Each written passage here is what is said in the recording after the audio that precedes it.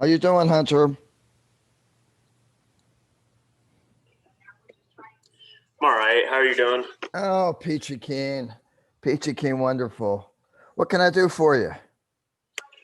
No, I'm just waiting for class. Okay. Okay. Did you do the extra credit? No, I didn't get a chance to do that. I should have though. Doesn't does it expire last night or tonight? Beats the hell out of me. Probably last night, but Here, I think I wrote it down. Right? uh Yeah, today's the 14th, right? No, uh today's the 13th. Yeah, it's due tomorrow. well, there you go. Yeah, I'm gonna do it. Yeah, it's not there, it's in drop boxes. Yeah, I'm gonna do it tonight probably. Yeah, I bought a new car yesterday. Oh, good for you. Yeah, less than 24 hours of owning it. There's a check engine light on. Isn't that great? I spent $15,000, so I brought it into them today. I've been running around all day, and I brought it in, and they're gonna fix it up or whatever. What do they have any idea? Yeah, they said it was like some fuel line thing, and then something with the tire sensor or something. Wonderful. How much is that is on you? Nothing. It's all because I'm the 30-day, 1,000-mile thing that they have. Then look at it this way: it's a benefit to you. Yeah. At first, I was really upset about it, and then I started thinking, it's probably a good thing that it happened now. So I managed to put a stone in my radiator on driving down to my grandson's house. how does that happen? I managed to find a stone somewhere, and Okay. as a consequence, I not only did I have to deal with my car, I had to rent a car while I was in South Florida. I had to drive it back here, and I Oh had yeah, did you ever get it back? the car. Yeah, Yeah. actually, I love that car. 41 miles to the gallon, Hunter. I love that thing. What car is it? Hyundai Sonata hybrid. Nice. Yeah, I was looking. I was looking at those right before I bought the car. I bought. I was at the Hyundai in Clearwater, or it was like a Fitz Auto Mall or something. Yeah, I'm sorry. I'm sitting here looking. Only two people have bothered to do the extra credit. Of course, it's an excess reagent problem, so maybe that explains it. Yeah, a lot of people are probably jail because like the end of the semester, there's so much like work piling up from different classes and stuff. Yeah, I know. I know. What can I tell you? Yeah. That's part of the reason why, if you notice, the quizzes are starting to lag off. Yeah, I didn't do so well. I tried to do a quiz last night. Didn't do so well on it. But there's only for the rest of the semester. There's only like two quizzes left. Yeah, quiz 16, 17, 18. We have a pop quiz, and then Yeah, right. Yeah, right. Like the last pop quiz was that hard. I mean, I enjoyed it. Most people do. Most people did. So, Never, literally speaking, after the quiz on Thursday, Hunter, you only have one more serious quiz. well, it all counts. Yeah, yeah. We'll get through this. Yeah. It's just, I'm skating in my trigonometry class. I'm just skating by. I've gotten a C on every single test. do you have to go on to calc? I already did calc, or no, I did pre-calculus. Sorry. Do you have to go on to calc? I think I just had to take statistics, but I'm gonna take this summer off because I have a lot of like personal things I need to get in order. It's taking time. I mean, I took every summer off, but when I was taking summers off, I was working in a steel mill. So Really? I literally busted my ass for 4 months, and then I got back to school. Yeah. Uh, I used to work in a blooming mill. That's where they take the big ingots and slam them with rollers, and the chips come flying everywhere. Oh, really? It was my job to go underneath there and That's scary. shovel out. I couldn't see. I couldn't see the carriage that was bringing the ingots because when that ingot first came and it slammed into it, chips would go Like, all over the place. damn. So I had to rely on my hearing. When I heard that one sound, I knew to get the hell out of there real quick, or else I was going to get showered. Yeah, I can imagine you probably got burned a few times. Got a couple scars here and there, but it was an interesting time. Yeah, I'm a process server, and I'm also a bar back at Whiskey Joe's on the weekend. Ah, God bless you. Yeah, it's crazy. The only thing I can think more dangerous than that, Hunter, is my brother used to repo cars in the Hill District in Pittsburgh. Oh God, no.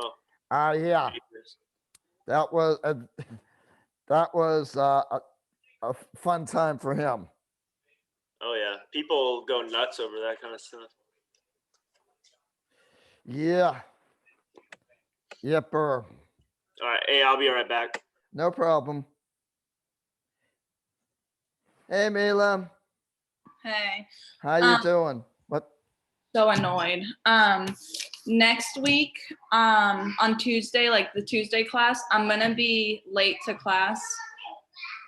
Just, Huh? just, I don't know how late. My sign language teachers, I have to stay after class. okay. I don't like, literally the worst professor ever. I just can't.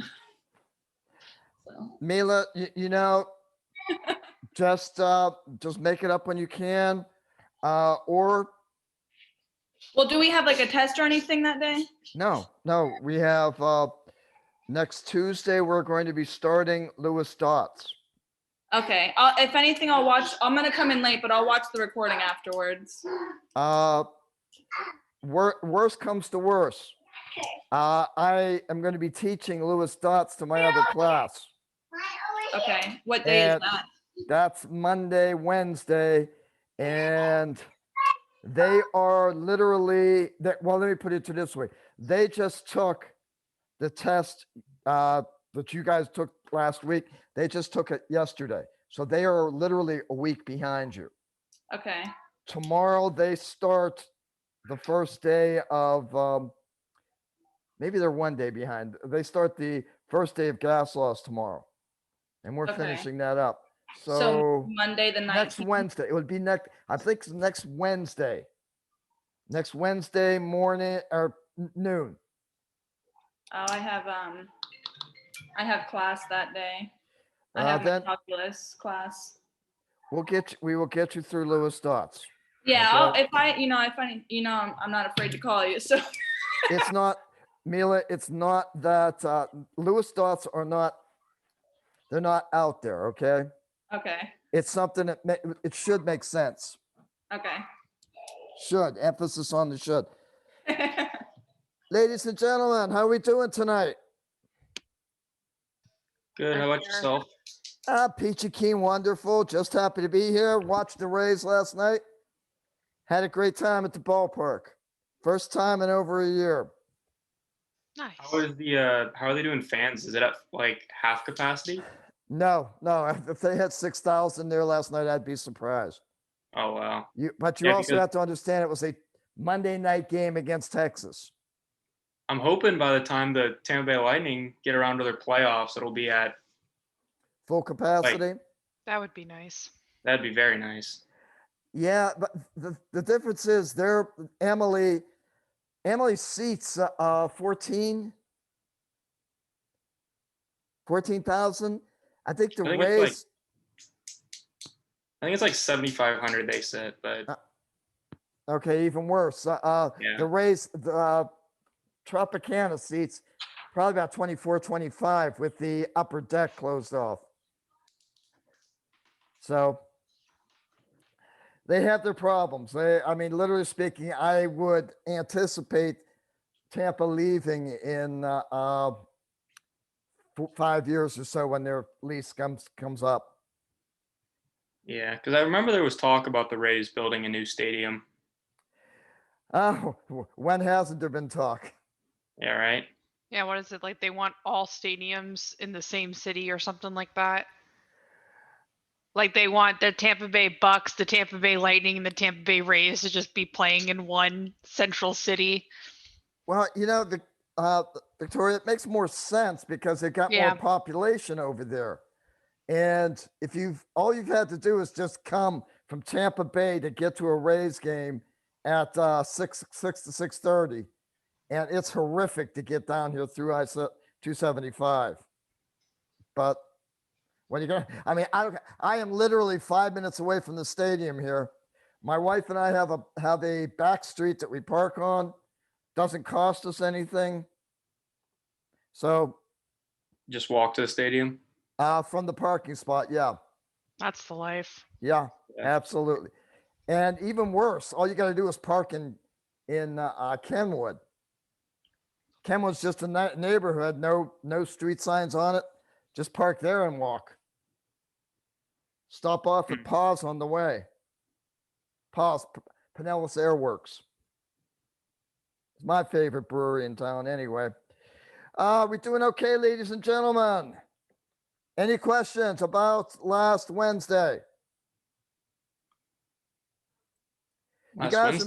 You guys are making it easy on me. Only 2 of you have tried to answer the extra credit question.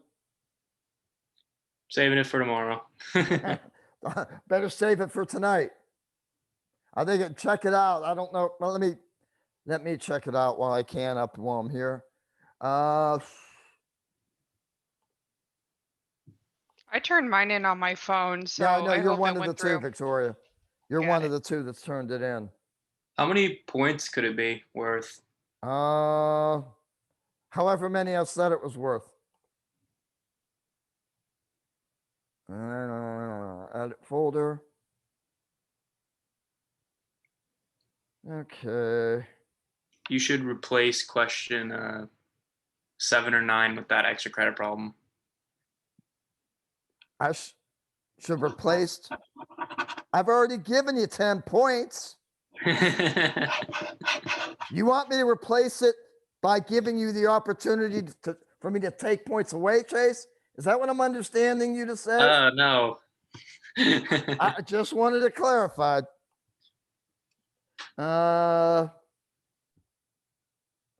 It's due tomorrow at 5.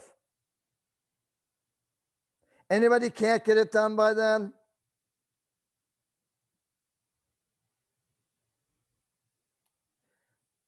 Is there anybody that can't get the extra credit done by 5 p.m. tomorrow?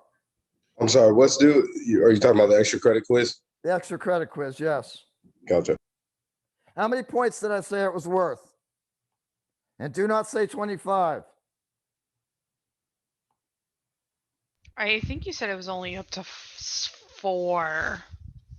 I think Okay. either 4 or 6, but I'm pretty sure it's 4.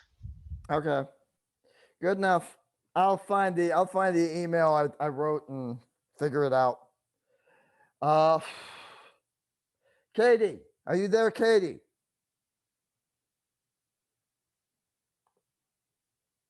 Katie? I know she's there. She's logged in at one point.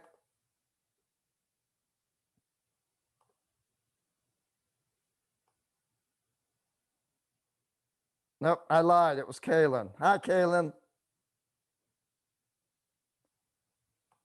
She's not even talking to me. Okay.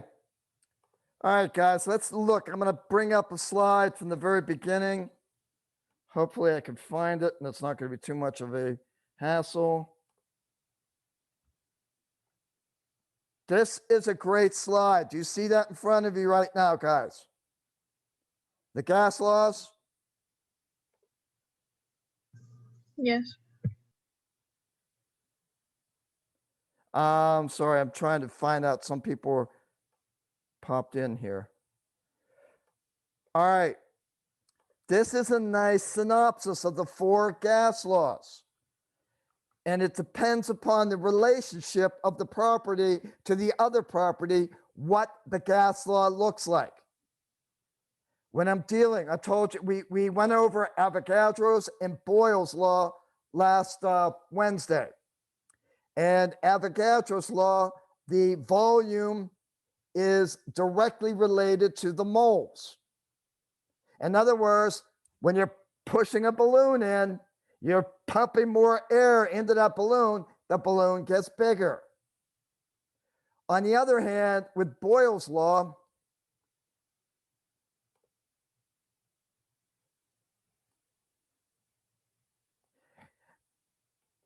I'm not understanding what's happening here. I'm getting people coming in. Okay. That works. I couldn't figure out why the waiting room wasn't coming. There we go. Okay. Boyle's law, on the other hand, Avogadro's law says if you push more air into the balloon, the volume gets bigger. Moles are directly related to the volume.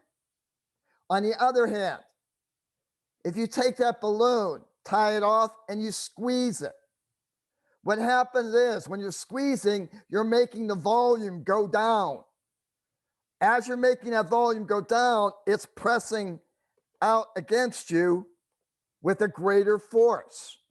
So as volume goes down, pressure goes up.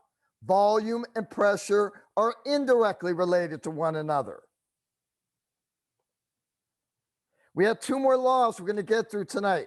Charles' law, and we have Gay-Lussac's law. Now, you could sit there, guys. You could sit there and memorize all 4 of these. I have no qualms about it. Hell, if you want to just write them down on a piece of paper, that would do you good, because you're allowed to bring paper to the test. So I don't care one way or the other. If you don't,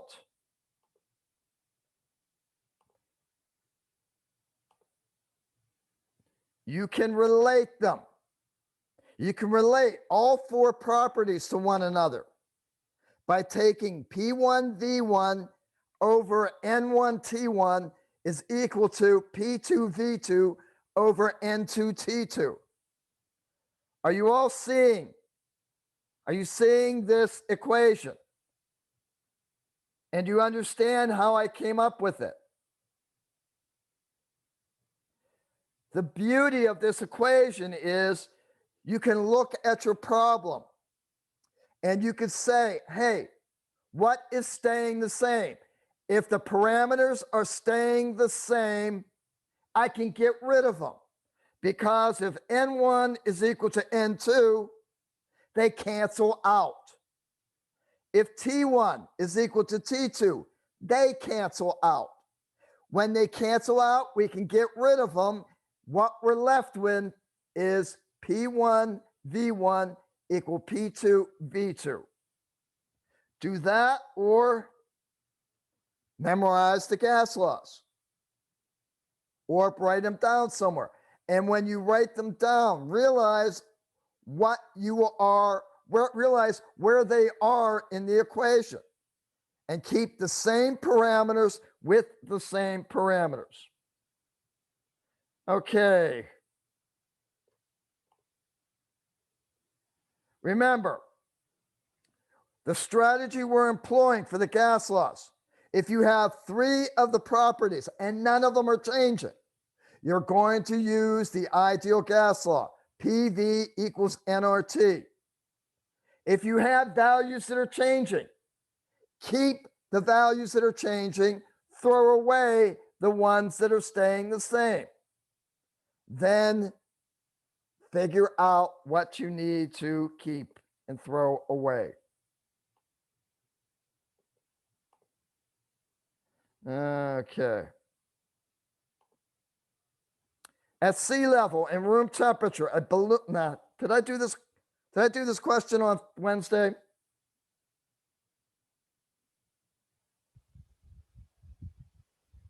Did I do this question on Wednesday, guys?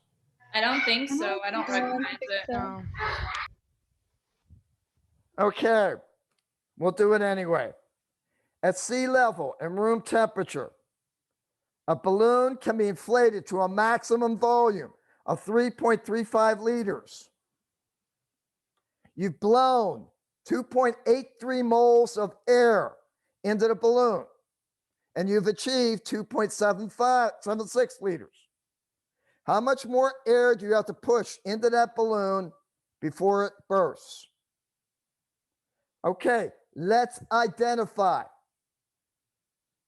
Is anything changing? Are any of the values, any of the properties changing? The liters are going down. Okay, liters are changing. Something's changing. Can we use the ideal gas law? No. All right, we got to figure. Okay, liters are changing. What else is changing? You have to find moles Would the then. moles be changing also? Then? Yeah. So we have moles and liters. How about the temperature? Did I say that the temperature was changing? No, there's no No. temperature listed. How about the pressure? No. So all I'm doing is relating volume to moles.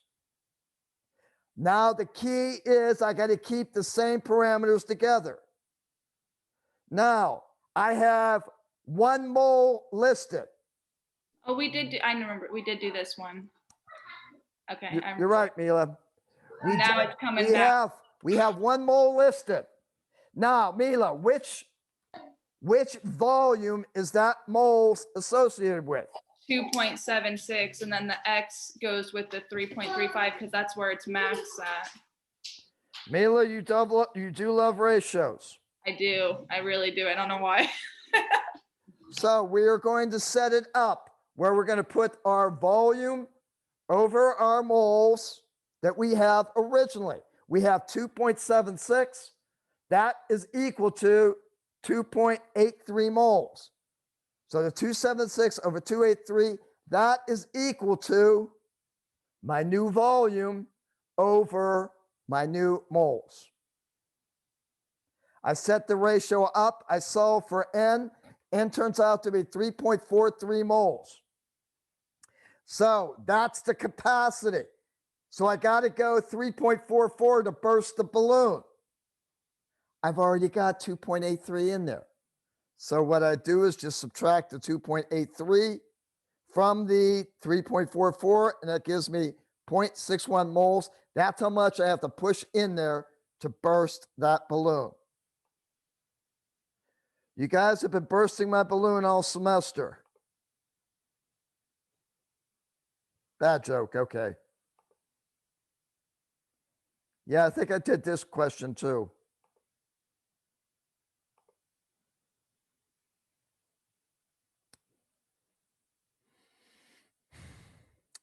Okay, we have a 1.5 liter sample of gaseous freon. That's at a pressure of 56 torr. If I increase that pressure to 150 torr at constant temperature, will the volume increase or decrease? I may have said this before. Let's do it again if I did. If the volume goes down, the pressure goes up. Okay, so what's happening to the pressure?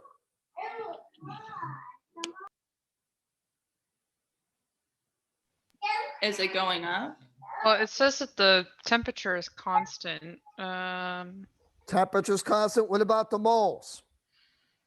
Have I said anything about the moles in this problem? No. So temperature's constant, moles are constant. I'm dealing with Boyle's law. All right, the question is, first question is, I'm taking the pressure from 56 torr, taking it to 150 torr. Is the pressure increasing? Yeah, so the volume's going down, or going down then. They're opposite when we're talking about pressure and volume. When the pressure goes up, the volume does go down.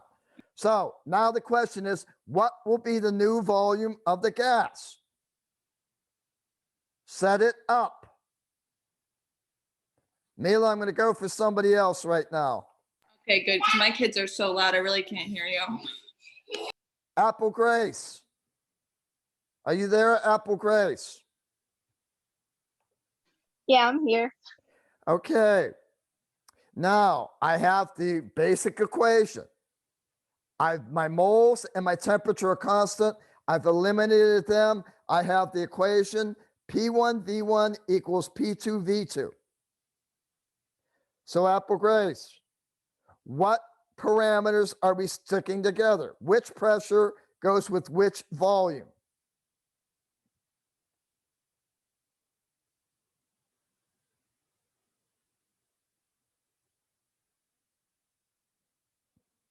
So 56 store go to P1.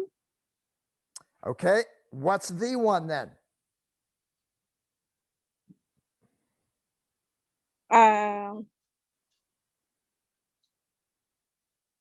I think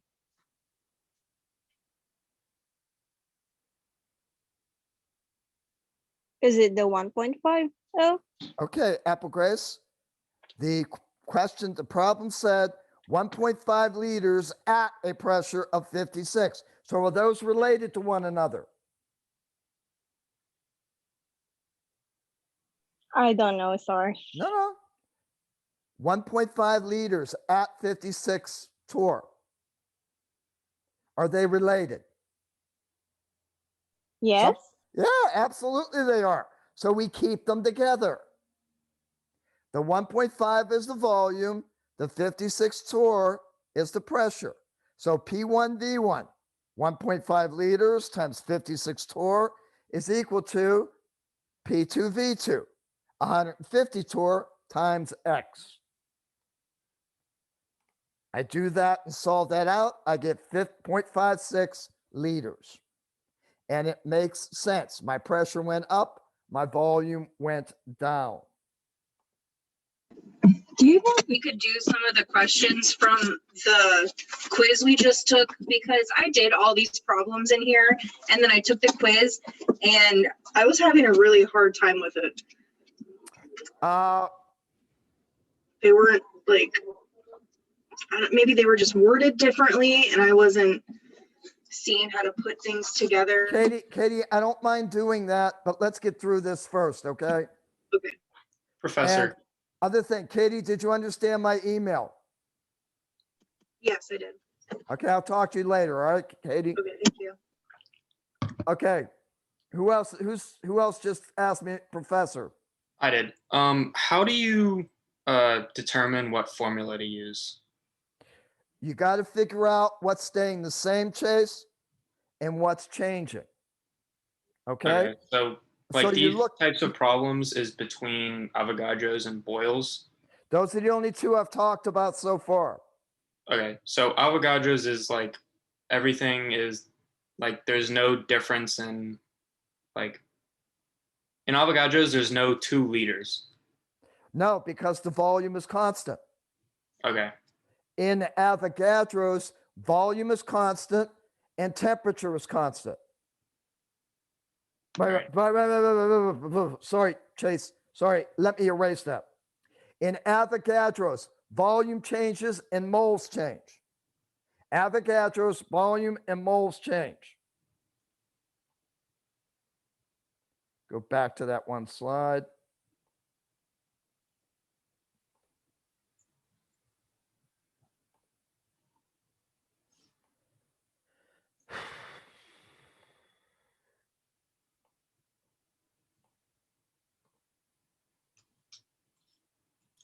Sorry, I'm trying to find that slide.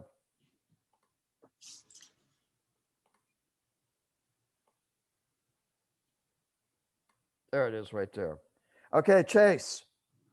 Yes. What you do is you look at the problem. You have got to figure out what's staying the same and what is changing. Okay? Whatever is changing, you have to keep. in the things that you're dealing with, the things that you're doing a mathematical calculation of. If something stays the same, you don't bother with it. So when we're dealing with Avogadros, what's going to happen is the volume's going to change and the moles are going to change. But the pressure is going to stay the same and the temperature is going to stay the same. Okay, Chase? We have another problem. We have Boyle's law, where the pressure and volume change, but the moles stay the same and the temperature stays the same. What changes the pressure and what? Volume for Boyle's law. You could tell that, Chase, because look, are you seeing the screen before you? Mm-hmm. Aren't pressure and volume still in Boyle's law? Yeah. If they're still in the equation, then they're changing. Okay.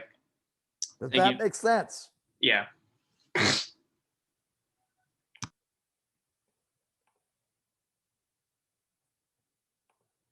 Okay, going down here. Oh, almost all the way there. All right, I have a steel tank of argon gas. It has a pressure of 34.6 atmospheres. If all the argon is then transferred to a new tank with a volume of 456 liters, the pressure is measured to be 2.94 atmospheres. What is the volume of the original container? Assume constant temperature and moles. So what's changing? The liters is going up, or the volume, yeah, the volume's going up. And the pressure is going down. Okay. So now that's the first thing you have to figure out. The pressure and volume are changing, but temperature and moles are staying the same. All right, we figured that out. Now we have identified the equation. We're going to use Boyle's law. Now we got to figure out what parameters stay together. Would that be the 456 liters and 2.94 ATM would be related? Exactly. So those go on one side of the equation. The 34.6 goes on the other side. And I just set it up as 34.6 times V1 is equal to 2.94 atmospheres times 456 liters.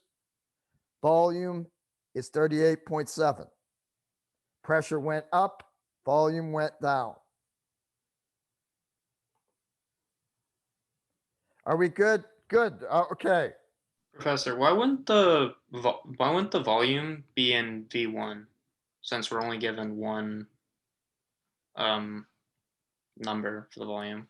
Chase, you want it to be V1? Then you can have 2.94 times 456 is equal to 34.6 times V2. Those don't matter as long as you have two of the same on each side. You just keep the You- ratios on each side of the equation. All you want to do is make sure that the parameters that are together stay together on the same side of the equal sign. Does that seem to make sense, Chase? Yeah. Third law. Third law, we're going to relate temperature and volume. If we're relating temperature and volume, the pressure and the moles must stay constant. Temperature is directly proportional to volume. If something is directly proportional, one thing goes on top of the other. In other words, as temperature goes up, so does the volume. Or when the temperature goes down, the volume goes down as well. Has anybody ever seen a hot air balloon? Has anybody seen a hot air balloon before they start up? Yes. Yes. You got this flaccid piece of plastic that's laying on the ground, right? You start to heat up the air. What happens to the balloon? It starts to get bigger, doesn't it? As the temperature goes up, the volume goes up as well. So the example for Charles' law is a hot air balloon. You have the same number of molecules that are in there, but because you're heating them up, the volume of the balloon gets expanded.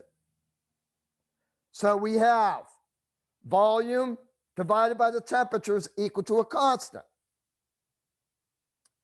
If it's equal to a constant, then we have our first set of volume over temperature is going to be equal to our second set of volume over temperature.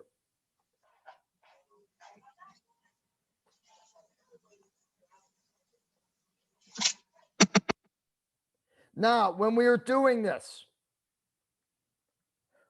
where is the temperature? Is the temperature in the numerator or is it in the denominator? Denominator. So, can the temperature ever be 0? No. No. Therefore, you can never use Celsius or Fahrenheit as the temperature because it has a possibility of being 0. It has a possibility of being undefined. You must convert to Kelvin.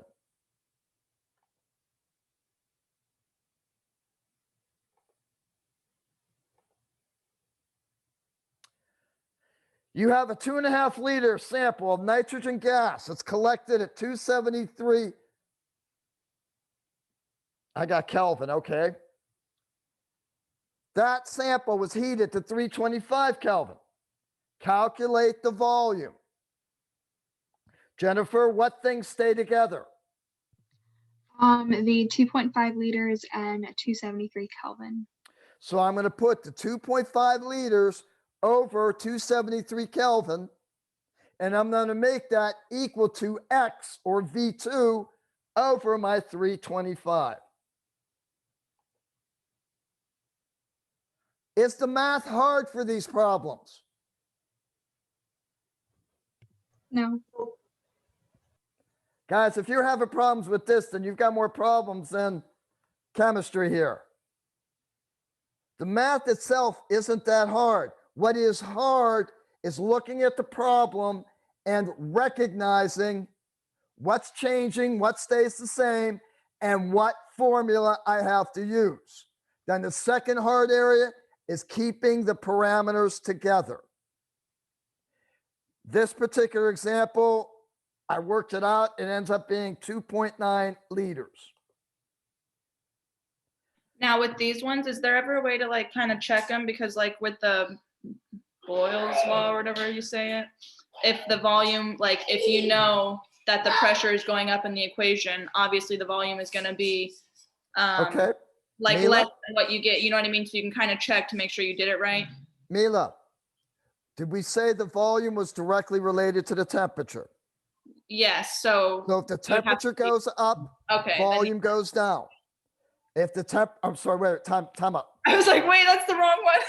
If the temperature goes up, the volume goes up. So they always If the stay temperature together. goes down, volume goes down.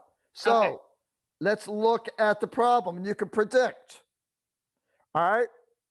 Is the temperature going up or is the temperature going down? It's going down. You're going from, it was at 273, Mila. Oh, It's that's going, a 3. I'm sorry. I was looking at it for some reason as 235 and not, okay. so you- is the temperature going up? Yes, so then the liters is going to be bigger than the 2.5 as well. And was it? Yes, okay.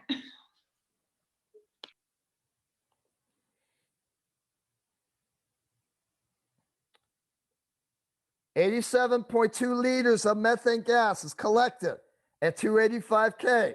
What's the temperature if the volume is reduced to 75 liters? We have constant pressure in moles. So we're dealing with V1 over V1 over T1 is equal to V2 over T2. Now, having said that, Curtis, You out there, Curtis? Yes, sir. Okay.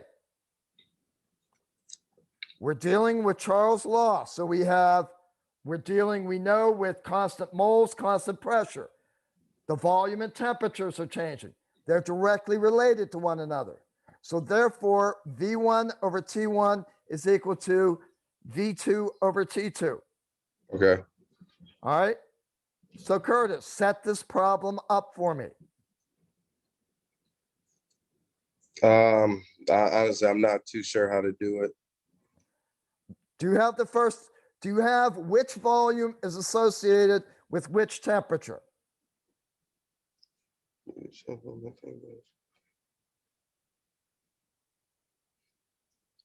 I think the Be forthwith. Say it. Just say it. I can only ridicule you once. I don't know, the 75 liters is associated with the 87.2. They're both liters, Curtis. You want to Okay. associate because we're comparing volume to temperature. You want to associate a volume with a temperature. Okay. So let's associate the 87.2 with the 285. Good. Now, what is my temperature at 75? Do I know it? No. So I'm going to put the 87.2 over the 285. I'm going to make that equal to 75.0 over X. Making sense, Curtis? Yeah, that I'm following. I do that math out. I end up calculating 245. I have a question. You're cross multiplying on most of these. Is that how you're supposed to do Okay, that? yeah. Uh-huh. Yeah. Okay. If you want me to, Katie, I can try and set this up. I So skipped I this. understood how you did that. I got that. I just didn't know if that's what you're supposed to do for all of them. You're multiplying. What you're doing is you're solving for T2 here, right, Katie? Yes. Yeah. So you're multiplying both sides by T2, and you get 87.2 times T2 over 285 is equal to 75, correct? Yes.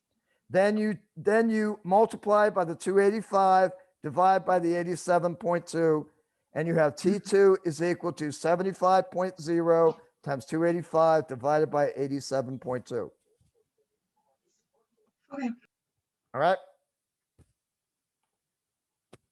Last one we're going to talk about. Last one of the individual ones we're going to talk about is Gay-Lussac's. And what Gay-Lussac's does is that relates temperature and pressure. If we're relating temperature and pressure, volume and moles must be constant. Temperature directly related to pressure.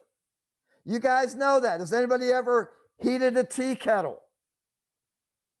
What happens to the little flapper thing when you've heated that tea kettle? You have increased the temperature of the gas that's above the water. Has that increased the pressure as well? I'd like to hear a yes every now and again, just to make sure you're paying attention. Yes. Mila, you look very pained there. I just have a question. You keep saying like, oh, we're assuming, the moles and stuff are consistent. They have to be. They Well, have yeah. to be. If they're only giving us information on the pressure and the time, or the pressure and the temperature, sorry. And wouldn't that, I'm sorry. No. Wouldn't that just be like guarantee that everything else is the same and that we're putting it to which equation it fits into? Okay. The first thing, if the property is not mentioned in the problem, assume it's not changing. That's the first thing. Okay. So the second thing is you got to look at the problem and see what is changing. Okay. Yes. All right. In order for Gay-Lussac's law, in other words, in order for temperature and pressure to be directly related, moles and temperature, moles and volume have to stay constant. If I'm changing the volume and or the moles as well as the temperature and pressure, all bets are off. The law doesn't hold. But then that wouldn't even fit into the equation. So it like wouldn't even matter because you have more information, like you have more numbers than what goes with that equation. We're going to get into that in a second, but yes, you're absolutely correct. Okay, I just want to make sure because that's how I've been kind of like working these out. So I just wanted to make sure that was like the right way to be doing it. If we're thinking about temperature going up and pressure going up, there was an old legend called Casey Jones. The Grateful Dead made a song about it. And basically what Casey Jones kept on doing, he kept on shoving firewood in there, getting the boiler to go up higher and higher till eventually the pressure inside the steam engine got greater than the capacity for the steam engine to hold it, and it exploded. So with Gay-Lussac's law, what's that? Pretty relatable feeling. Yeah. So as you're adding more and more pressure, as you're adding more and more temperature, the pressure is going to go up. They're directly related. Like everything else we've been doing. Since they're directly related, we put pressure over temperature. That's equal to a constant. If it's equal to a constant, then we can change pressure and temperature, and we can have P1 over T1 equal to P2 over T2, as long as moles and volume stay constant. Is this one where temperature has to be in Kelvin as well since it's in the denominator? Okay. Just assume if it's temperature and you're dealing with gases, it has to be converted to Kelvin, always.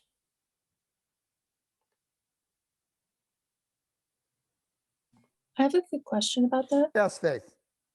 Isn't it typically just to convert it? Would it be easier to just convert whatever we have into Kelvin anyway, or can we work some problems in anything other than Kelvin? Okay. Do I get myself in trouble here or not? It depends upon the problem, Faith, okay? And here I'm gonna put it to you this way. If you are subtracting temperatures, and you will be doing that, you've done it already. Remember when you did the calorimetry problems, Faith? Sort of way back when you did subtraction. Well, if you're subtracting two temperatures, if you've added the 273 to the first one and you've added it to the second, you're subtracting that 273 away from each other, right? Yeah.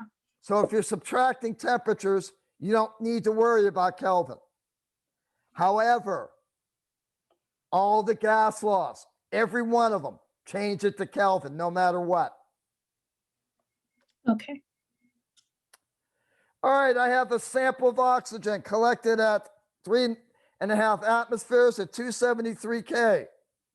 I heated it to 325. What's the pressure? Let's see, somebody that I haven't heard from a while. Brian.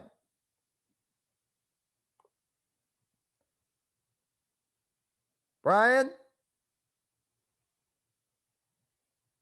Somebody go get him away from the Rays preview.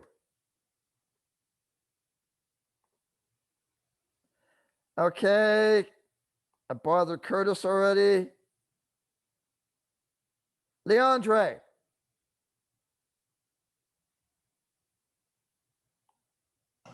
Yes. Okay, are you following these problems, Leandre? Yes. All right, so basically, I've got this problem. I'm changing pressure and I'm changing temperature. And I'm assuming the volume and the moles are constant, okay? Okay. So I'm using the formula you see down here below. P1 over T1 equals P2 over T2. We good? Yep. All right, now. I got 3.5 atmospheres at 273 K. I heated it to 325. What's the new pressure? Set it up for me, Leandre. Hold on. Am I supposed to? I'm using the formula at the bottom, right? Or Yep. no? Okay. So would it be 3.5 divided by 273 equals P2 divided by 325? Exactly. These really aren't as hard as you guys are making them out. They're really just straightforward. I Okay? have a quick question. Yeah, Mila. For the Avogadro's law, Uh-huh. if the volumes go up, Yes. they're like stay this. Okay. I'm just doing like a little cheat sheet, so I just wanted to make sure. Okay. Same thing here. You tell me. Look at the problem, Mila. Should my pressure go up or should it stay or go down? The pressure is going to go up. Hmm? The temperature went up. They're directly related. If the temperature goes up, pressure goes up as well. Okay.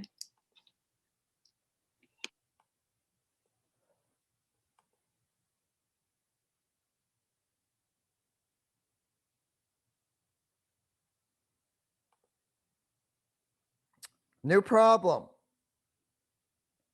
These problems, I'm not going to solve them all the way through. They're in the slideshow. These are problems that are thrown together. You got to analyze them and figure out which law we're using here, okay? A sample of carbon dioxide at 8,000 torr is collected at 285 K. What is the temperature in degrees Celsius of the gas if the pressure is reduced to 1 atmosphere? Assume constant volume and moles.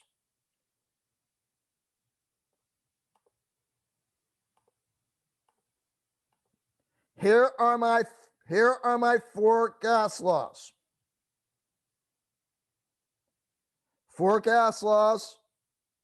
My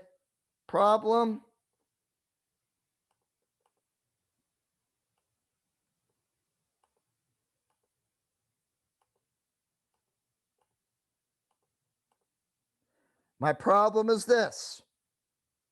What is staying the same and what is changing? Volume and moles are constant and the temperature and pressure are changing. So going back up to my series of 4 equations. Which one am I using? The last one. I forgot how to say his name. Gay-Lussac? Yeah, him. Okay. What did you say was staying the same? Volume and moles, right? What is staying the same? Volume and moles is staying the same. What is changing, Victoria?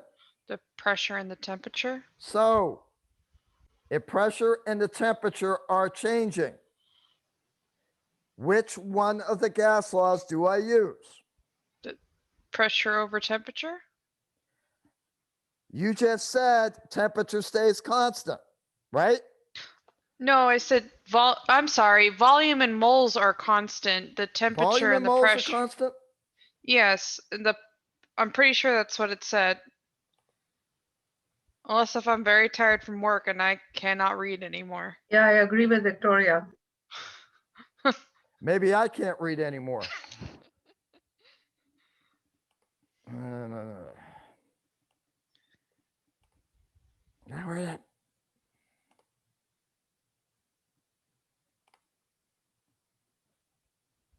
Okay, volume. You guys are right. Rosina and Victoria, you are both right. If volume and moles are staying constant, then pressure and temperature is changing. we are going to use the last equation, P1 over T1 equals P2 over T2.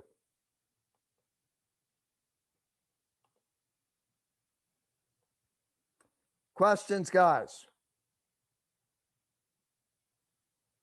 Because I got to throw another curve at you. For this one, do you have to change it to one or atmosphere from Torr and then also Good point, Katie. Very, very good point. Celsius? I have to change one into the other. I can either divide the 8,000 torr by 1 over 760, or I could change the 1 atmosphere to 760 torr. But the label of when you're doing these gas problems, the label of the pressure, temperature, volume, or moles, they all have to be the same, left side and right side. Good point, Katie.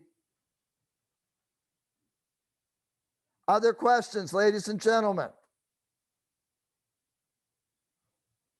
I'm about to throw another ringer in here. We've been going by, we've been saying two things have changed. Is it possible that we can have 3 properties change? Mm-hmm. When we do, we have something called the combined gas laws. When all 4 are changing or 3 of the parameters are changing, we have to be able to accommodate it. If 3 are changing, we're generally changing pressure, volume, and temperature. So if pressure, volume, and temperature are changing, then they're equal to a constant if the number of moles is constant. So we have P1 V1 over T1 is equal to P2 V2 over T2. Again, keeping the parameters together is all important here.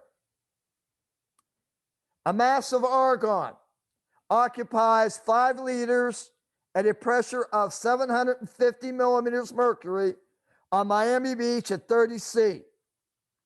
What volume would it occupy if it were on Mars? The surface pressure on Mars is about 0.6 that of the Earth's pressure, and the temperature is 20 degrees Celsius. What is staying the same in this problem? Moles. Mass is staying the same. So if the mass is staying the same, the moles are staying the same. Okay? We're going to use, we have the pressure changing, we have the volume changing, and the temperature changing. All 3 of those things are changing. So we have our formula for the gas law, the combined gas law. P1 over V1 divided by T1 is equal to P2 times V2 divided by T2. What is the pressure on Earth? 740 millimeters of mercury. Oh, all right. What is the volume on Earth? 5.0 liters. What is the temperature?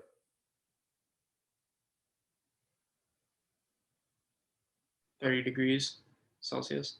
Celsius. Can we use Celsius in the gas laws? No. No. So Oh. we're going to say 303 Okay. Kelvin, okay? So I've got half of my side. I don't like this is too small.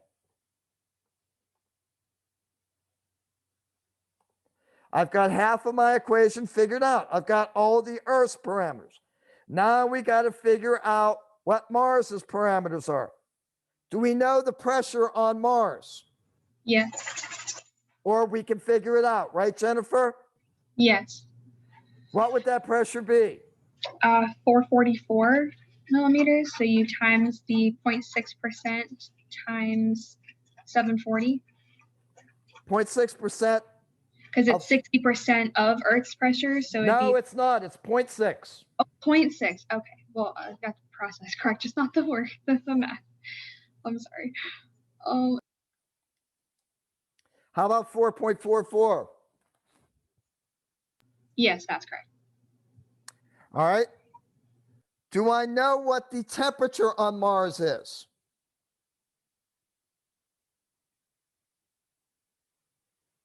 Yeah.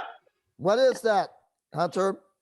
That they said 30 Celsius, can't use Celsius, so it's going to be Kelvin. Wait. Is it 30 Celsius? Look at the problem. Sorry.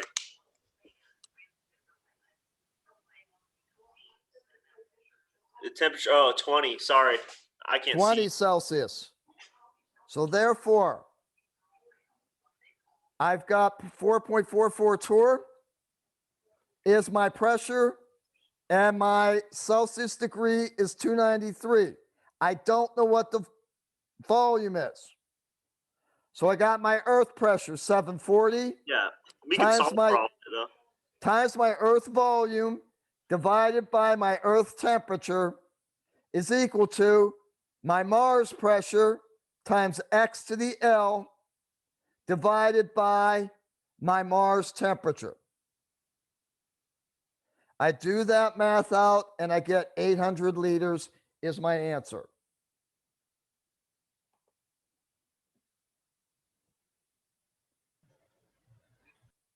At STP, a gas occupies 5 liters. What's the volume of that gas when you heat it to 325 Kelvin and keep it at 2.8 atmospheres? Is anything changing?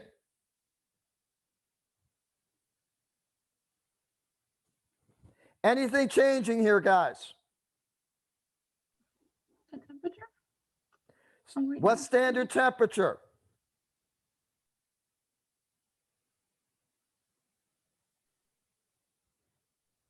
What's standard temperature, guys? 4? What? Is it 22.4? That's the standard volume at STP. It's 273, right?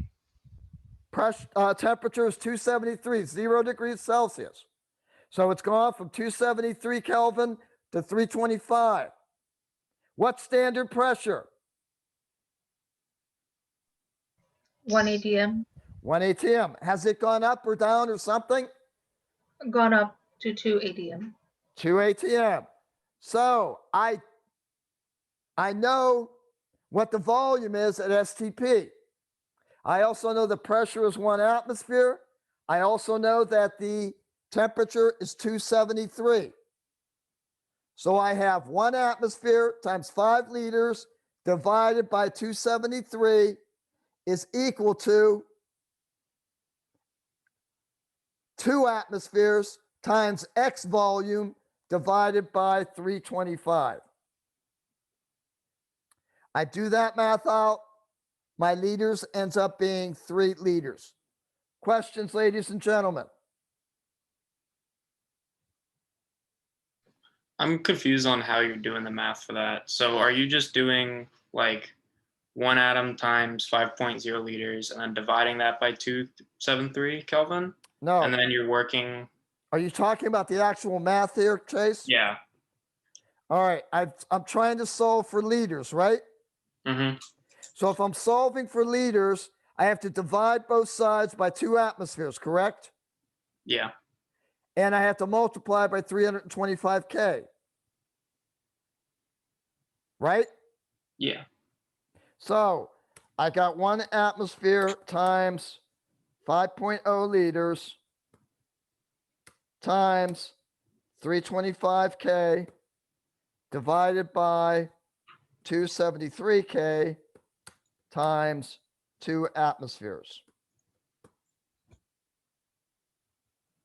is equal to X liters. Okay, Chase? Mm-hmm. Okay, ladies and gentlemen, I have to get to another thing.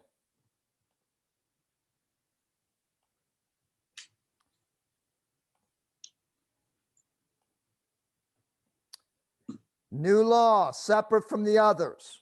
This is an easy one, guys. Super, super easy.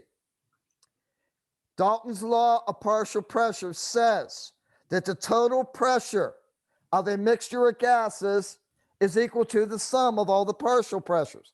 In other words, the total pressure of a gas mixture is equal to the pressure of A plus the pressure of B plus the pressure of C. So, if I have a sample of gas that's collected over water,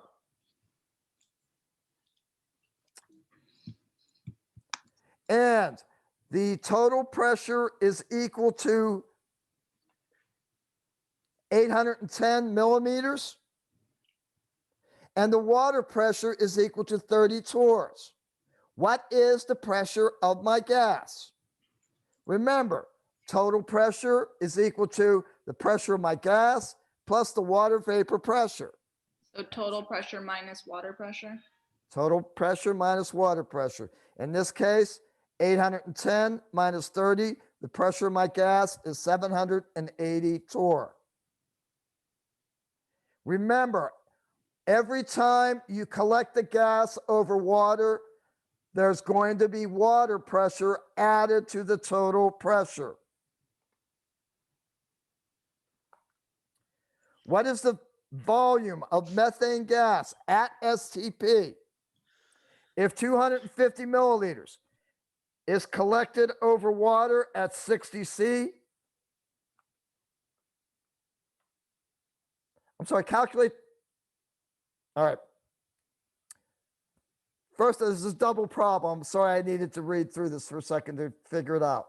Calculate the volume of methane gas at STP if 250 milliliters is collected over water at 60 Celsius and 781.5 torr.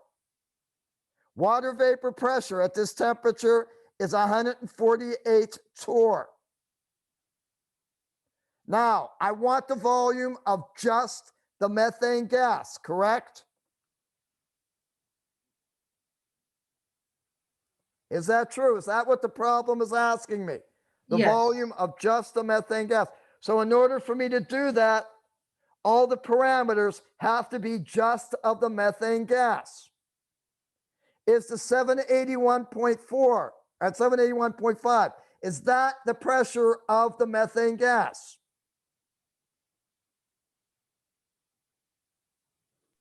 Yes.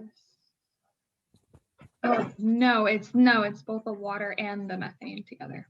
So, Jennifer, how am I going to get the pressure of the methane? You're going to subtract the 148.0 torr from the 781 to just get the methane pressure. Okay. Then I have my temperature changing. I have my volume changing. I have my pressure changing. All those things are changing. Therefore, I'm going to use the combined gas. So I've got my first parameters, 250, 60, and this total pressure with the water pressure. My second set of parameters, volume that I don't know, 1 atmosphere and 273. As Jennifer said, my pressure is going to be 781 minus the 148. So I have 633.5 torr is the pressure of just my methane. My temperature is 60 plus 273 or 333 K. Now, somebody set this problem up.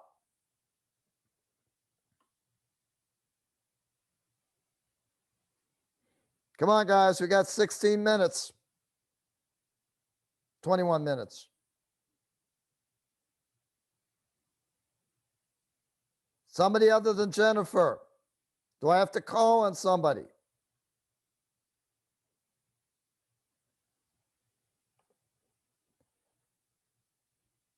We've reached that stage. I'm sorry, go ahead. Are we looking for temperature in this? Do we have standard temperature?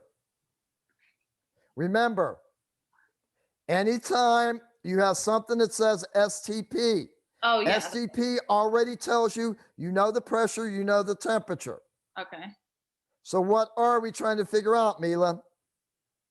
Then we would be trying to figure out The volume? The volume. Okay. Well, What are we going to use? What's staying the same in this problem? What is staying the same? Moles. Moles. So all the other properties are going to come into use. If all the other properties come into use, my equation is going to be P1 times V1 divided by T1 is equal to P2 V2 divided by T2. So somebody tell me what P1 is.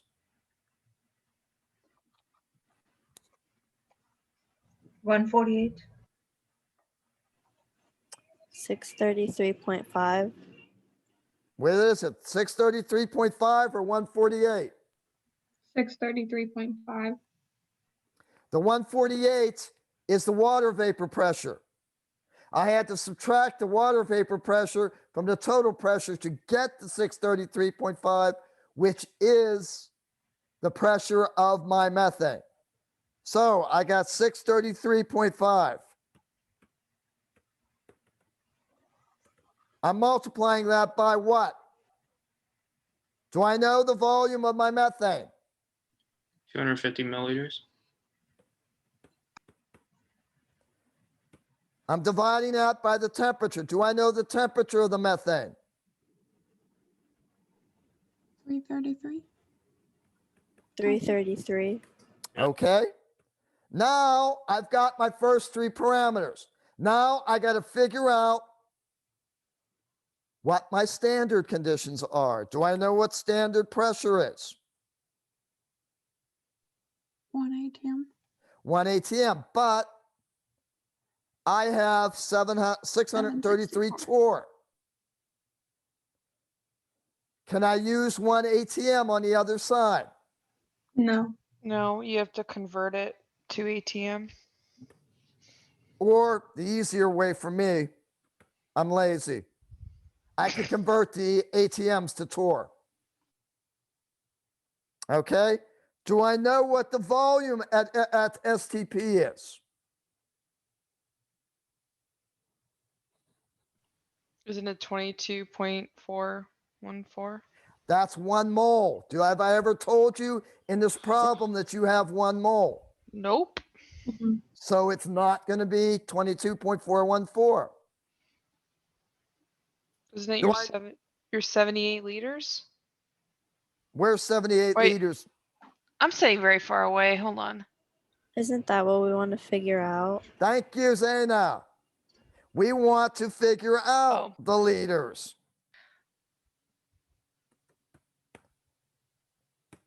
Now, do we know what the temperature is at STP? 270. You can go. So, in order to solve this, I'm going to take my 663.6, multiply it by 250. I'm going to multiply that by 273 because I'm trying to get rid of the 273 from the right side of the equation. I'm going to divide that by 333, and that's going to get divided by 760. That's going to give me my amount of liters. Professor, since we want the answer in liters and we had 250 ml, No, should we have converted that? No. Sorry. Good catch, Okay. Rosina. Good catch. If my label for my volume is in milliliters and I solve it straight with, then my answer is going to be in milliliters. I think the only one we have to actually have it in liters is the ideal gas law, right? That Yes. like That we need Yes. it in liters? Okay. Yes. Would it be 171 milliliters? Yep. You did it faster than I did, but then again, I was trying to type. Good answer. You want to fix the x between 33 3 times 760. Why do I want to fix that x? Don't we divide there? Ah, but we're dividing by the product of 333 times 760. Oh, okay. And you see, that's an interesting thing, guys. Be careful when you're doing this math. If you are entering this big long thing here, come on, stop there. If we're entering that big long thing in my calculator, grab your calculator and type in with me 633.6 times 250 times 273 equals divided by 333 equals divided by 760 equals, that is your answer, guys. Because I know what you guys try and do. What you end up doing, you do this times this times this divided by the 333. Then what you want to do is you want to times it by 760 again. I'm doing that over and over, and I'm coming up with like a 9869 number. Okay. Katie, Yeah. type right now. Type right now. I just did it how you said to do it, and I did it the first way I did it, and it's coming up with the same thing. I had that problem too. What you got to do is you just got to write it out on like a piece of paper and just solve it like one at a time. So you do like the first part and then the second part and then write down those numbers. Okay. If you're trying to do it all at once on the calculator, it doesn't work. I'm not When doing you it all divide- at once. Stop. Thank you. Katie, type in right now 633.6. Mm-hmm. I think it's supposed to be 633.5. That's not going to make much of a difference. All right. You want to It's supposed to get be real technical on 171. me? Okay. When I you think type you gotta this, parentheses around the top part. Yeah. And parentheses All around the right. bottom Hold it. part. Hold it. It's not Time a out. part. Time out. Time out. I'm not getting mad. I'm just trying to get organized here. All right, Katie, Mm-hmm. I want you to type in 633.5 times 250 Mm-hmm. equals Okay. times 273 equals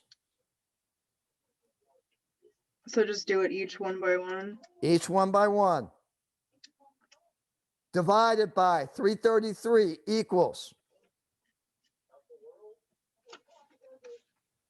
divided by something's- divided by 760 equals, that should equal 171. It's not. I'm coming up with the same number. I've done it maybe it's my calculator or something, but I've done it every which way that you've said to do it, and I keep coming up with the same. I got 171. I'm sorry, Katie. I don't know how to. I don't know. Try using parentheses like when you're doing the top row. I did. And I it's don't still know giving. And did you do it on the bottom as well? Yep. Oh well, maybe I it don't is your know. calculator. Katie, what I want you to do is very carefully lift your calculator by the corner like this. And I want you to go take it to your toilet, throw it in the toilet and give it a swirly. Thought you were gonna have some magic trick. All right, I'll figure it I out. don't know what to tell you, Katie. I mean, if you were there, if you were right here with me, I could go through it. But right now, I don't really have the time to deal with that, okay?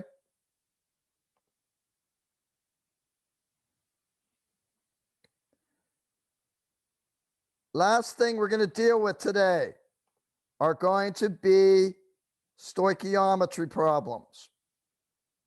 More, lovely, okay? Passenger airbags typically contain 200 grams of solid sodium trinitrate, sodium Yeah, sodium trinitrate. The compound undergoes rapid decomposition with an electric charge to produce N2 gas. Calculate the pressure inside a typical 60-liter airbag. If the temperature of the gas is 95 Celsius during full deployment of the bag. All right. Now, NaN3, is that a gas or is that a solid? Solid. So, is the solid going to have pressure, volume, or a temperature associated with it? Shake your heads. Oh. Everybody shake their heads now. No. Do not use solids when you are doing this. But what you can do is you can use the grams of your sodium trinitrate to figure out how many moles of N2 you make. Once you have the moles of N2, you have the temperature and you have the volume. You can then figure out what the pressure is. My NaN3, the molecular weight of that is 65.02 grams. So 200 grams of it is 3.07 moles. My molar ratio is 3:2. So for every 3.07 moles of NaN3 I make 4.61 moles of N2. My pressure was at 95 Celsius, which means it's 368 Kelvin.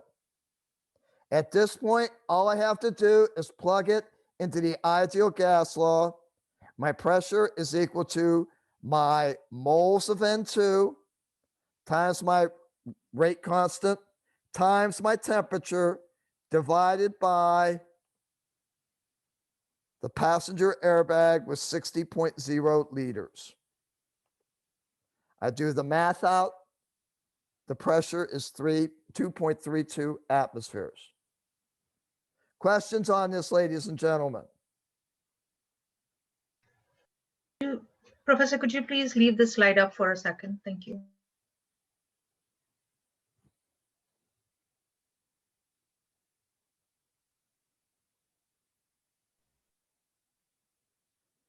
Oh, I have a question, but on the last problem. Okay, Mariah. Which last problem was that? Was that the combined gas law problem? Yeah, this one. Okay. Because like Rosina, I'm sorry. Did you? I just got flipped away. Did you have enough time, Rosina? Yeah, I'm good. Thank you. Sorry. Mariah, question. like I know you told us to find volume, but like in the problem, like it said find the mass. But like I know we're supposed to find the volume, but if we did have to find the Okay. mass, would we Oh, use easy PV enough. equals an RT? Easy enough. Easy peasy. Good question. All right. Do I have two parameters with volume, pressure, and temperature, Mariah? Yes. If I have volume, temperature, and pressure, can I solve for moles?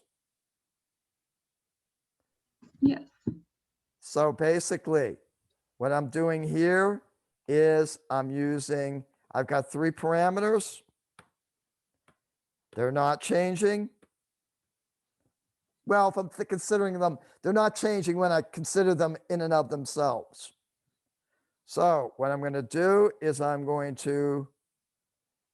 me to do the easy one or the hard one, Mariah? The easy one? All right. I have the volume now of my sampled ideal gas, don't I, Mariah? Didn't I just solve for what the volume was under standard conditions? Yeah.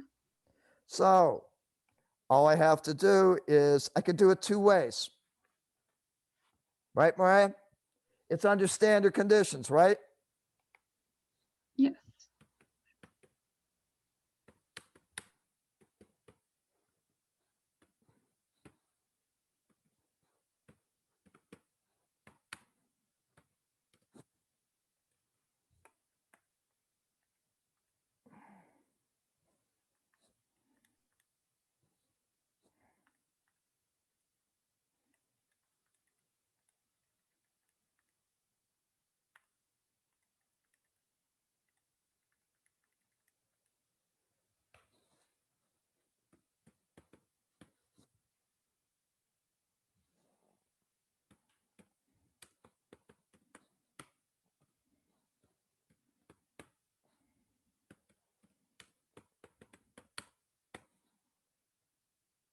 Okay, I need one more little bit of information. Okay, natural gas is, wait, what's the I problem think I'm it's doing? methane. Was it methane? Yeah. Yeah, so wouldn't it be like CH4? Mm-hmm.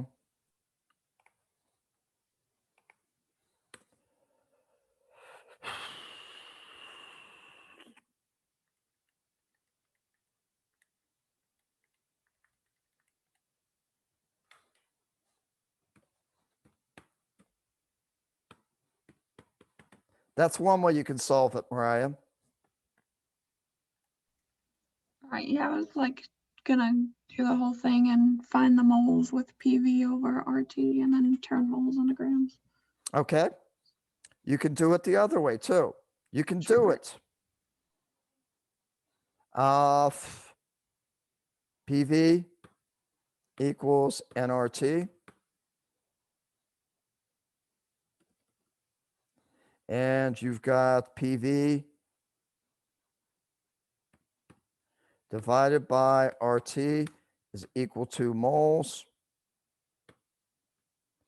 1 atmosphere times 0.171 liters divided by 0.08206 times 273. You do that, you also get 0.00763. If you don't trust me, Mariah, go ahead and do the math. No, I trust you. I just wanted to make sure you could do it that way too. You can also, where's the problem at?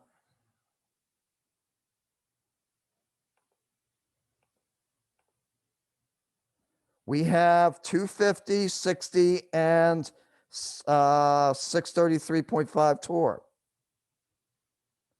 We can also use those three in PV equal nRT. All right, Mariah?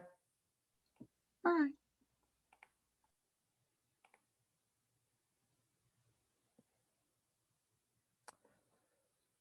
$300 milliliter sample of hydrogens collected over water. That is a phrase, guys, that should trigger something in you. Collected over water. Assume I have to use Dalton's law somewhere. Collected over water when the barometer reads 770.4 millimeters mercury.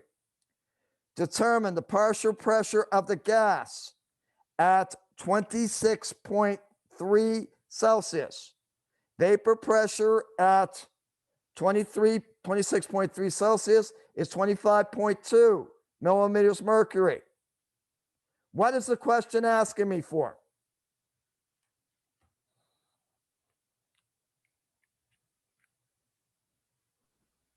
The partial pressure? Partial pressure. How do I get the partial pressure? You take the pressure minus the temperature to get your partial pressure, No, or whatever. not the Is it pressure. No, Not is the it? pressure minus the, not the pressure minus the temperature. You take the pressure of the water and subtract it from the Yeah. pressure of the sample that was collected. So I'm going to take 770.4 and I'm subtracting from that 25.2. This gives me 745.2 millimeters of mercury. All right. A gas occupies 327.7 milliliters at 82.4 and 752 millimeters mercury. It has a mass of 1.302 grams. Determine the molecular weight.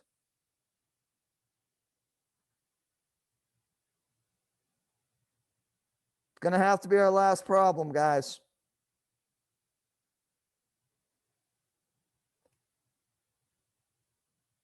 Are conditions changing?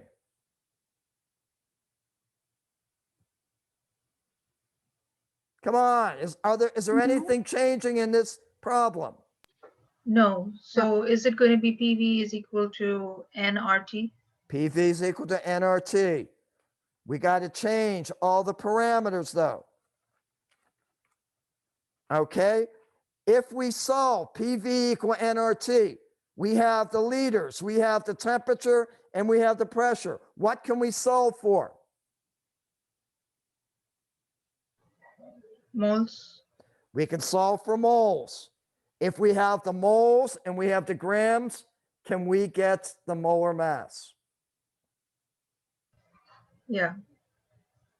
That's simply all we're going to do. We're going to take the PV over RT is equal to N. My P is equal to 752 divided by 760. My V is equal to 0.3277, R 0.08206, and my temperature is 82.4 plus 273.2, 355.6.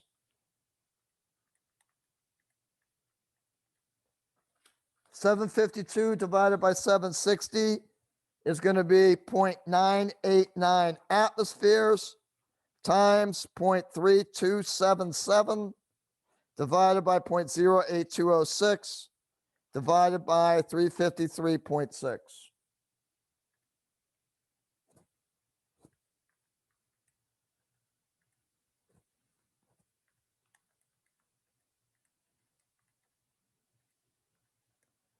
So I got this to be 0.0112 moles. At that point, I know that 0.0112 moles equals 1.30 grams divided by the molecular weight, or 1.302 divided by the number of moles is equal to the molecular weight.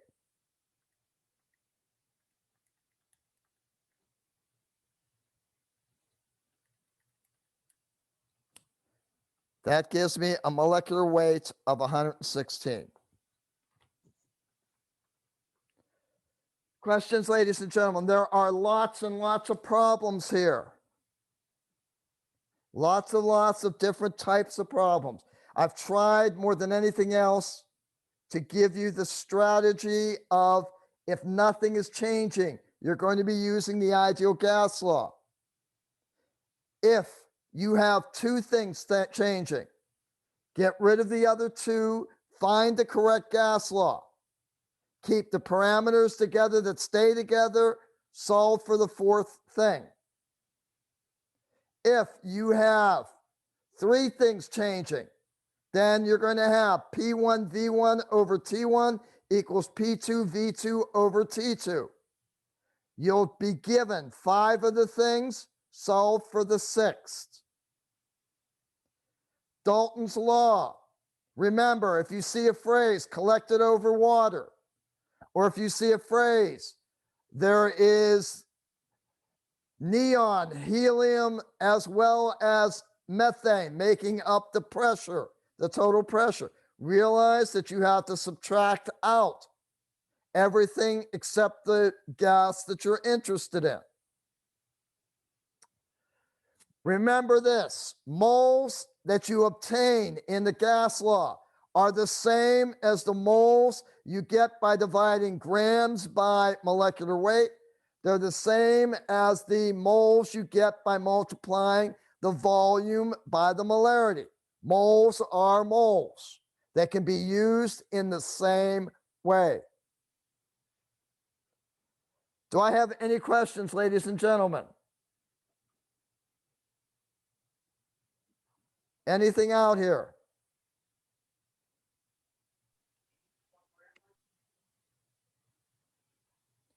Schedule wise, we have Lewis Dot occurring on Thursday. Next Tuesday, we have Vesper. We have 2 days of quantum mechanics. Then we have test 4. Then we have the final.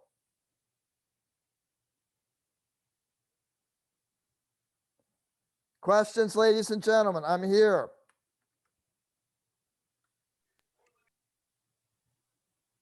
Hunter, you going poof? What? Are you going poof right now? Yeah, I don't know. I'm still like, I'm just so tired from, it's been a long day, you know what I mean? Understand that. Ladies and gentlemen, where are we having the disconnect here?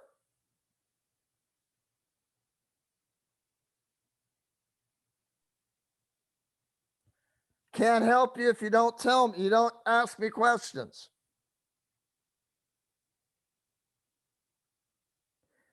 In that case, ladies and gentlemen, let's stop this. I'm going to see some of you in a few minutes. Katie, if you're around, let me talk with you, okay? Katie? Yeah, okay. I'll see you in a Okay. minute. Guys, I will see you all later. Have a nice Good night. night. See you Thursday. Take care. See you soon. Bye. Thank you. Bye. Bye, guys. All right. Have a nice night. In sequence too, Mila. They're wild tonight. Can't wait to put them to bed. Remember what I told you about whiskey. Yeah. Got to keep it in mind. Take care. Good night. Who else is out here? I know, Katie, you're here. Professor, if you're going to discuss was question muted. number 5 on the quiz, can I stay back as well? Let me discuss that real quick with you, okay? Oh, I just wanted to bring up something before I left real quick. Okay, what, Victoria? This is for the final exam. I'm getting my second COVID shot the day before, and I don't know how my body's going to react to it. If I have symptoms, can I like email you? I'm sorry, Victoria, Yeah, when is the second, when is the final? May 6th, May 6th is a, Thursday, and I get my COVID shot the day before, which is a Wednesday. I know. all I right. mean, I'll power through it, but I was Victoria, the trouble is, if it is that desperate for you, Mhm. if it's that desperate for you, then we'll have to give you an incomplete. Okay. All right. I just wanted to let you that's know. all I can. That's all at this point. That's all I can offer you because, literally speaking, I believe grades have to be in the next day. Okay. I just wanted to let you know, like, in case something does, if it's that bad, that you are at least aware of that. Victoria, I had no problem with it. My wife had a little bit of a problem. Okay. So it's up in the air. Both of my parents kind of got sick after their second shot, so I'll probably but I'll power through it. I just wanted to give you a heads up. Okay. Good enough. All right. I'll see you in lab. All right. Rosina, are you seeing the screen? Yes. Okay. I'm into quiz 16, which is what we're talking about, correct? Yes. And we're talking the last question. Do you mind if I show yours? No problem.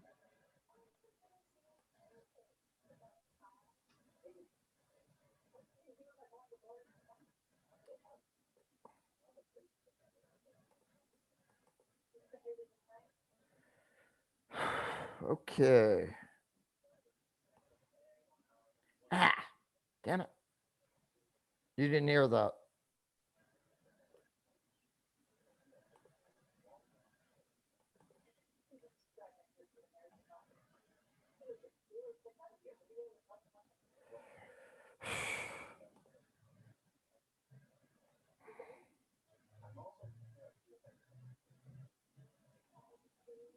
I do not know why that is doing that.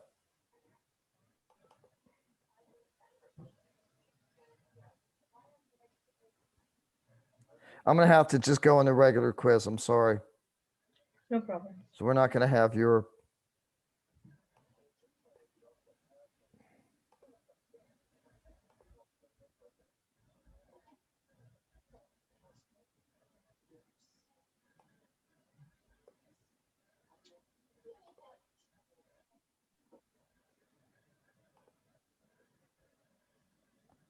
Sorry, Katie. I will be right with Oh you, no, this Katie. is fine.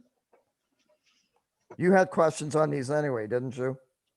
Yeah, I mean, not like a specific question, but I don't know if things were just worded differently because I was trying to go with my notes. I wrote a lot of notes, wrote it all down, and I was having such trouble with it. Okay. Let's look at the problem for a second, Rosina. Okay, and Katie. Mm-hmm. All right. First of all, I specifically stated dry hydrogen, so you're not going to have to use Dalton's law here. Okay. It had a volume of 2 liters, pressure of 4.5 atmospheres, and a temperature of 298 Kelvin. If excess HCl was used, how much magnesium metal was consumed? All right. Rosina, do I have the ability to get moles here? Yes. Okay, I have pressure, volume, and temperature. Yeah. So if I take my my pressure, 4.5 atmospheres times 2 liters, this gives me 9, divided by 0.08206, divided by 293.08. Is it divided by 308 or multiplied by 308? It's divided because it's PV divided by NT is equal, PV divided by RT is equal to N. So you have to multiply the pressure times the volume, and you have to divide it. Katie, let's try this for a change, okay? What I want you to do is I want you to multiply 2.0 times 4.5, get the 9, okay? Yes. Now I put that just second problem. You got 9 over, I want you to have 308 multiplied by 0.08206.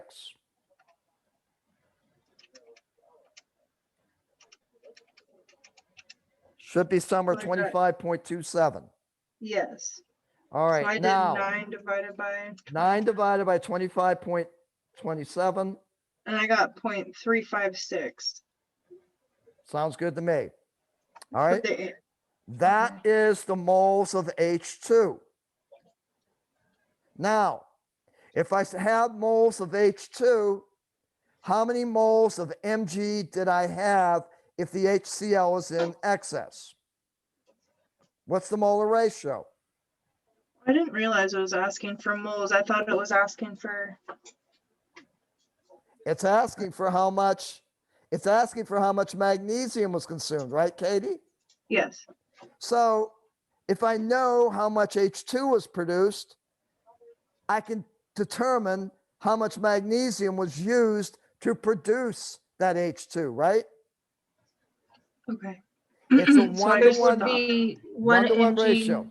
by 1 H2. I'm sorry, Rosina? So is it going to be whatever is the answer times, like the number of moles times 1 mg over 1 H2? Yes. Okay, exactly. 1 mg over 1 H2, and that's 0.356 moles of H2 is equal to 1 mg mole over 1 H2 mole. That gives me 0.356 moles of Mg. Mm-hmm. Now all I have to do is multiply that by the molecular mass, and you get 8.65. Okay. Okay, I just missed a step. That's all I did. Okay. And for the question on tire pressure, my answer was 12, which was the minimum that you needed to have. So No, I marked that you would the- need to inflate the tires, but it that was was just incorrect. barely. It was just barely, Barely, above. yeah. So you didn't need to fill them. I didn't say it wouldn't be a good idea. The question was, did you need to fill them? That Right? was just so tricky. That was not tricky. It was not tricky. It wasn't above 32 PSI. Yeah. It was not tricky. Oh, You all only right. need to fill them if it's below the recommended pressure.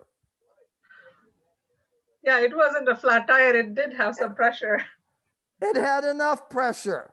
It had the recommended amount of pressure, the lowest recommended, but it did have it.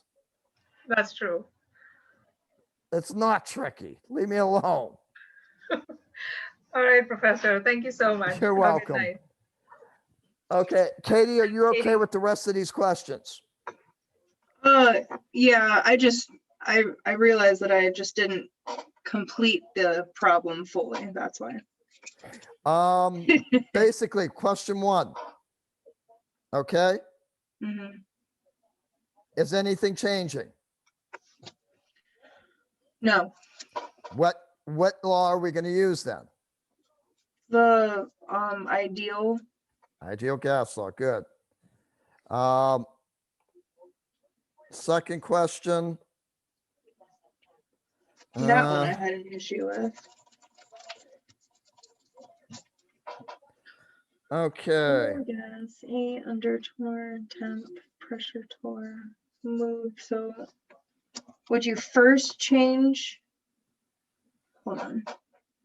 The temperature doesn't change because, wait. Yes, it does change. Plus 125. No, Part they're of the both trick. 398. Part of the trick is you've got one introduced in Kelvin, one introduced in Celsius. And I changed the Celsius to Kelvin and it's 398. Okay. Yeah, that was the trick.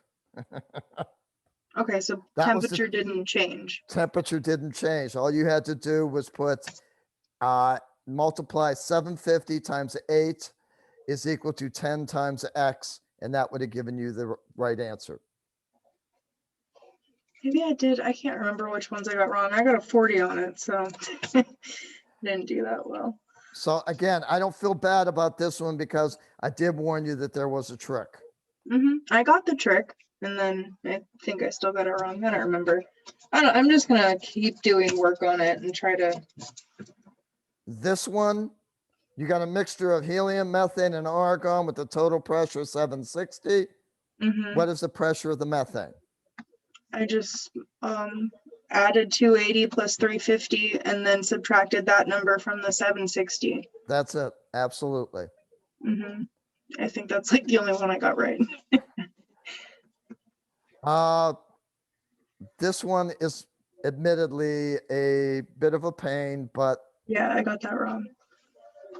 I was looking at it like if the temperature went down, then the pressure had to go up.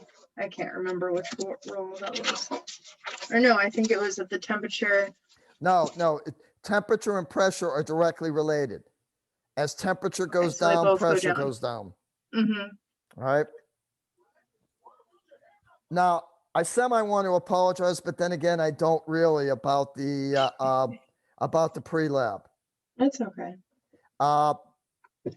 Really, Katie, it's 0.3%. Well, Sometimes, go ahead. I think I'm failing your class, and well, it says like my grade is F, but I've seen that you have, zeros and things that we haven't completed yet. Yeah, so that's I'll probably the whole. end up with That's D. no, I don't. Please do not ever say do not say that is my fault. Let's get over. I'm not saying I'm it's your not fault. let's No, get I o- said I saw how you grade things, so it says my grade is F because there's a bunch of zeros for things, that haven't been completed. I No. understand that.